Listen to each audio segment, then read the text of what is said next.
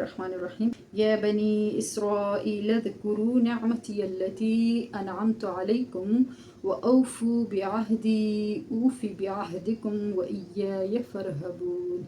या बनी, या ए बनी बेटे औलाद, इसराइल इसराइल की, ए औलाद इसराइल, ए औलाद याकूब, उज़कुरू ज़कर फ़ेल है, ज़कर यज़कुरू ज़िक्र करना याद करना, उज़कुरू इसका अमर है, उज़कुरू तुम सब याद करो, निअमती मेरी नेमत को, अल्लती वो जो, मेरी का तर्जुमा हमें याद से मिला, निअमती मेरी नेमत, अल्लती वो जो, अनअमतु अनअम इनाम से है, इनाम तू मैंने किया, अनअमतु मैंने इनाम किया, अलैकुम तुम पर, या बनी इसराईल ज़कुरू निअमती अल्लती अनअमतु अलैकुम, ए बनी इसराईल याद करो मेरी उस नेमत को जो मैंने तुम पे इनाम की, व औफू बिअहदी, औफू वफ़ा से है पूरा करना, बिअहदी मेरा अहद, व औफू बिअहदी मेरा अहद पूरा करो,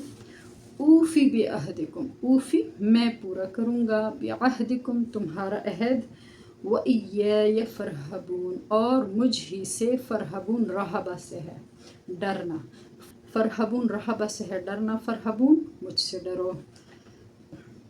या बनी इसराईल ज़कुरू निअमती अल्लती अनअमतु अलैकुम, ए बनी इसराईल याद करो मेरी उन नेमतों को जो मैंने तुम पर की, व औफू बिअहदी ऊफ़ी बिअहदिकुम मेरा वादा निभाओ मैं तुम्हारा वादा निभाऊँगा, व इय्याय फ़रहबून और मुझ ही से डरो।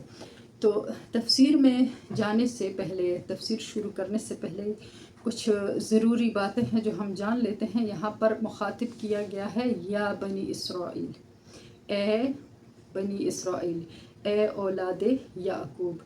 तो आयत की इब्तिदा बनी इसराईल से की गई। तो बनी बेटे को कहते हैं।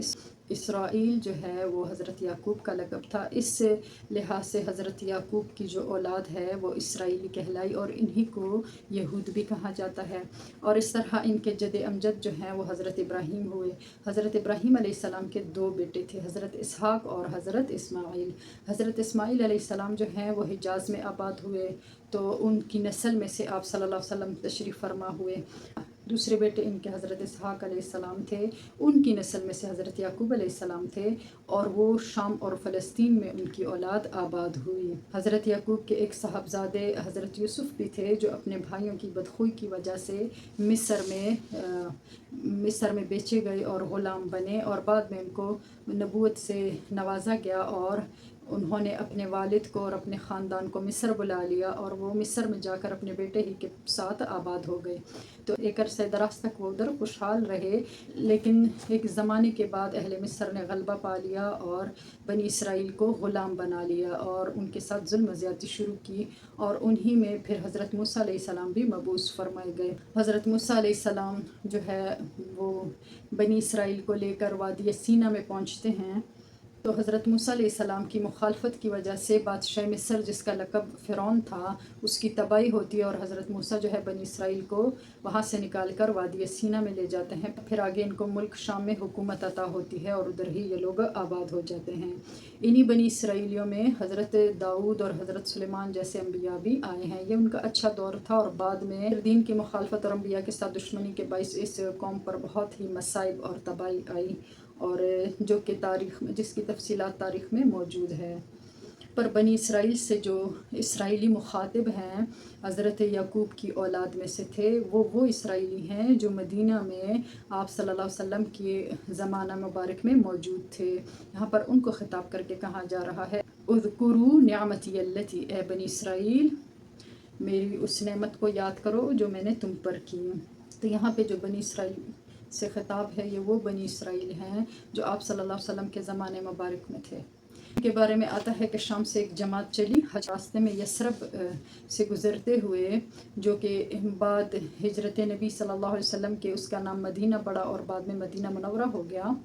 उस वक़्त वो यसरब कहलाता था। यसरब में उतरते ही, उस जगह को देखते ही उन्होंने पहचान लिया اور بھانپ لیا کہ یہ وہ جگہ ہے جہاں پر آخری نبی، وقت کے آخری نبی ہجرت کر کے آئیں گے۔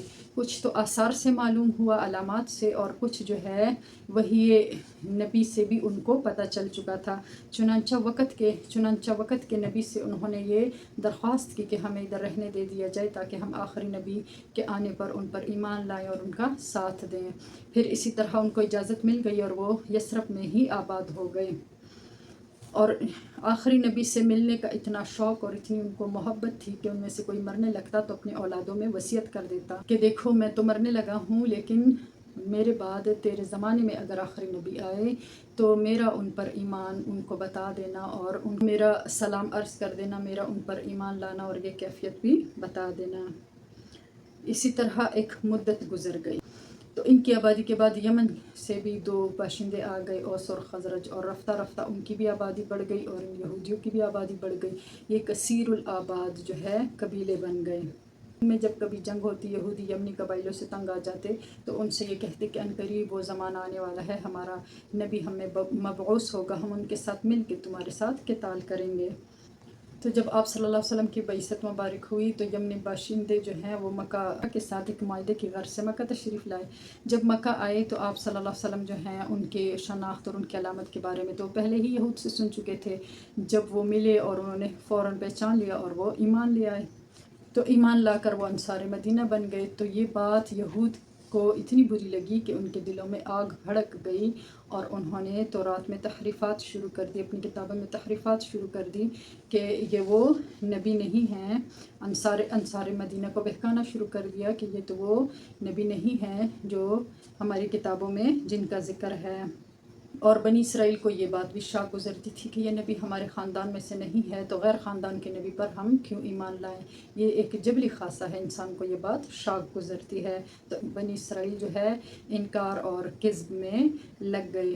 آیت میں ان کو یاد دلایا کہ بنی اسرائیل اذکروا نعمتی التی، میری ان نعمتوں کو یاد کرو جو میں نے تم پر کی، میرا وعدہ نبھاؤ میں تمہارا وعدہ نبھاؤں گا۔ میری ان نعمتوں کو یاد کرو جو میں نے تمہارے باپ دادا پر کی، عذاب فرعون سے بچایا، فرعون دریا میں غرق ہوا اور بنی اسرائیل کو حضرت موسیٰ لے کر وادی سینا میں پہنچے۔ تو وادی سینا میں جب پانی کی طلب ہوئی، اللہ تعالیٰ نے حکم دیا اور عصا مارا گیا، چٹان پر پانی نکل آیا اور کھانے کے لیے من و سلویٰ اتارا گیا، اور تمہیں سلطنت، تمہیں بادشاہ، تمہیں ہر طرح کی راحت عطا کی۔